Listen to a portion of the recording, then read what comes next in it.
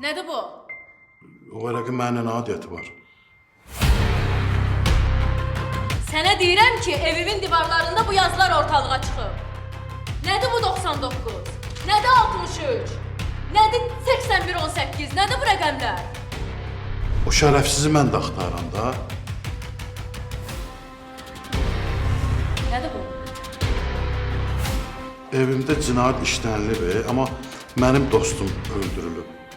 Onun balaları yetim qalıb. Mən özüm belə bilmirsiniz, mən onun evinə gedib ehtiyaclarını görən adamam. Siz məndən necə şübhələnə bilərsiniz axı? Rəhmanın gözündəki eynə yanı, hə?